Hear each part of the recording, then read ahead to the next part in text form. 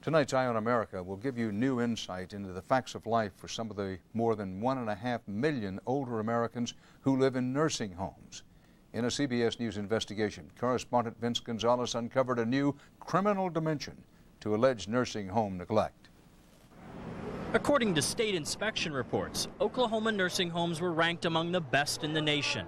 The truth is, the state led the nation not in quality of care, but in corruption. You have anything to say? FBI wiretaps caught the state's top nursing home official, Brent Vanmeter, demanding kickbacks after doctoring paperwork for a nursing home owner. What do you think Brent might be able to benefit from his hard work today? The bribery convictions are vindication for advocates for the elderly who had been warning federal officials for years about the corruption in Oklahoma's nursing homes. To them, this scandal is about much more than money. It's obscene to me, and it's absolutely without question true that people died in facilities because of that corruption.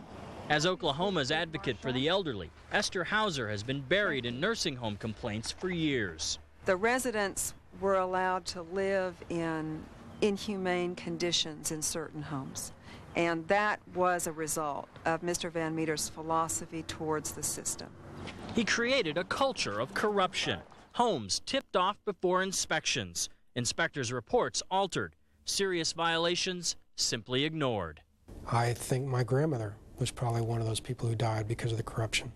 Wes Bledsoe's grandmother, Eunice Allen, died a week after the corruption scandal broke.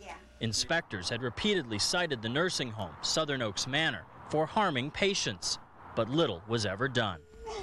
I think one of the toughest things was knowing that my grandmother was suffering. What happened here to her? Why is my grandmother dying of gangrene in a nursing home? The family was stunned to find out the doctor who signed off on most of Allen's care was not a physician. Dr. Susan Bird is in fact a nurse with a doctorate in education. It just took my breath away. The medical examiner ruled Allen's death natural causes, but says neglect may have played a role. State investigators substantiated medical neglect and substandard care and referred the case to the local district attorney for possible criminal charges. Bledsoe is suing the home's owner, Denver McCormick. I was wondering if we could ask you a couple questions about your nursing home, about the care patients receive in your homes. Sir, I can't comment on that. Thank you. McCormick is the former head of the Oklahoma Nursing Home Association. Lawyers for McCormick and Bird denied all allegations and said in a statement released a week after Eunice Allen's death, the home, quote, will continue to provide excellent care long after this story is forgotten. But Bledsoe will never forget. He's become a crusader and just launched a new nursing home reform group. Again, the purpose of this demonstration is to create awareness of the crisis. The head of the Oklahoma Nursing Home Association says there is no crisis. The public has had almost a perception that that this may be widespread or ongoing, and I can assure you that it's not. Brent Vanmeter is in federal prison, and some 40 state employees have resigned, been fired, or indicted. And sources tell CBS News this corruption probe is not over yet.